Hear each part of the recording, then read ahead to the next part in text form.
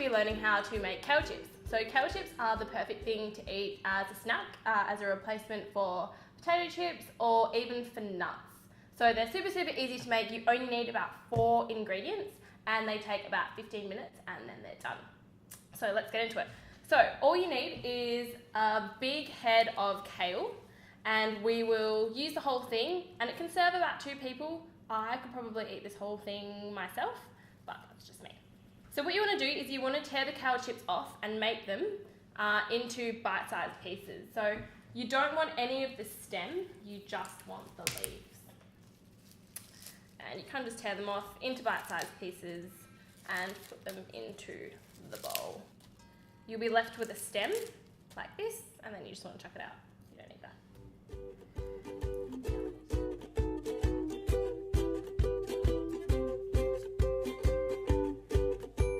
Okay, so now we're going to add the flavourings, which will be salt and the pepper and the olive oil. And we're going to massage the kale to really get rid of the bitterness that can come with eating raw kale. So once these chips are done, you won't be able to taste that sort of bitter taste. It gets rid of it, and putting it in the oven gets rid of that as well. So you want a good serving of olive oil, about a tablespoon, and you can use more, but don't use too much. And I just usually go like this. Once you massage it in, it actually gets quite moist. So just keep that in mind.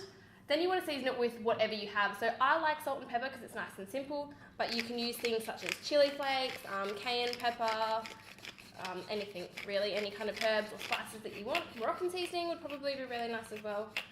So just got salt and pepper.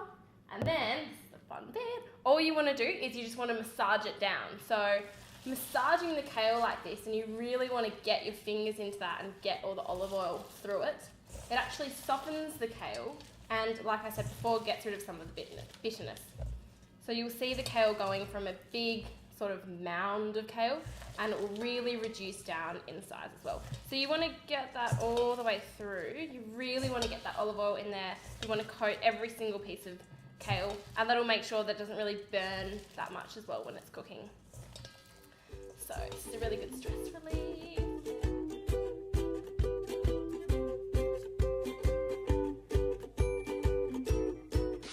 Okay, so once you've massaged it all through, you just want to taste it to make sure that the seasoning's okay.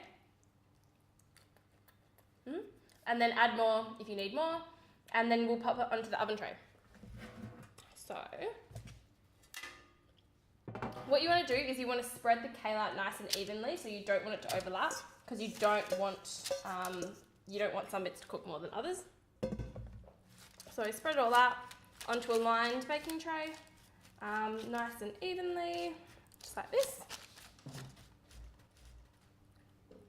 And then that will go into the oven for about 15 minutes. So kale chips tend to burn quite quickly, so you want to make sure that you keep an eye on it. You can probably leave it for about 10 minutes without checking on it, but after that you'd want to check it regularly to make sure that, yeah, it hasn't burnt to a crisp. Okay, so we've left them in here for about 20 minutes because we really wanted them to crisp up nicely. None of them should be soft, they should all be pretty crunchy, and you should be able to hear it as well, and they'll be nice and dry like this.